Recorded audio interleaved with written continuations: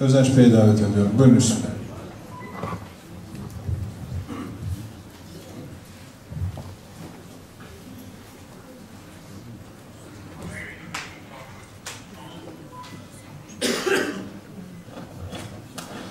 Saygıdeğer büyüklerim, toplumumuzun dertleriyle dertlenen çok değerli toplumumuzun mensupları, hepinizi saygıyla selamlıyorum.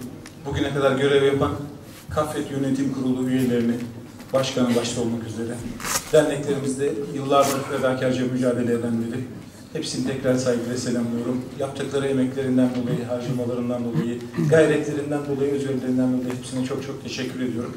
Bundan sonraki inşallah yarın seçilecek yeni yönetimimizin ve başkanımızın da toplumumuza ve sorunlarımıza çok daha faydalı olarak görevini layıkıyla yerine getireceğine inanarak başarılar diliyorum. Söylemek istediklerim aslında çok özetle benden evvel söylenen konuların çoğuna katılarak başlayayım söylemek istediklerimi. Özetle toplumumuzun evet kurumları yaşasın, Kafkasya ile ilişkilerimiz asla kopulmasın, merkezimiz orası, anavatan orası, oradan kopmak, oradan uzak olmak düşünülemez bile. Her ne kadar bizim eksiklerimiz veya bizim dışımızda gelişen sebeplerle bu halleri, bu durumları yaşıyor olsak da özellikle Kaffet'in çatısı altında bulunduğumuz şu kurumun varlığı ve güçlenerek devam etmesi, toplumumuzun varlığı ve güçlenmesi açısından da son derece önem arz ediyor. Bu malum. Ama bunun için de bizim toplumumuz, yönetimimiz, kurumlarımızın başındakiler, tabii bu tüm derneklerimiz için de geçerli.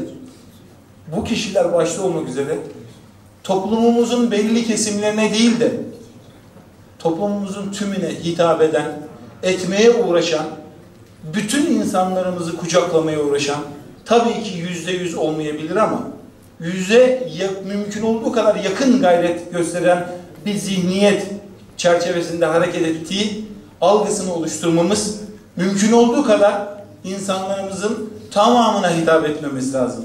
Bizim ayrılmak için, parçalanmak için, zıtlaşmak için, didişmek için sayılamayacak kadar çok meselemiz var.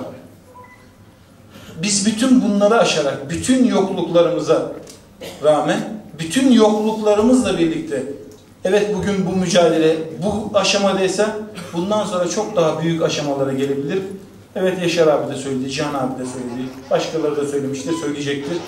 Mümkün olduğu kadar birlikte hareket etmeye, Kaffet olarak, Kaffet çatısı altında olmayanları da, dünyanın en büyük Çerkeslerin örgütlü toplumu olarak Kaffet çatısı altında olmayanları da kucaklamaya çalışan bir görüntü vererek, bu amaçla hareket ederek toplumumuza çok daha faydalı olabileceğine inanıyorum. Bundan sonraki çalışmalarında da Kaffet başta olmak üzere toplumumuzun tüm değerlerine, tüm kurumlarına, tüm birimlerine, tüm şahıslarına teşekkür ediyorum. Herkese saygılar sunuyorum.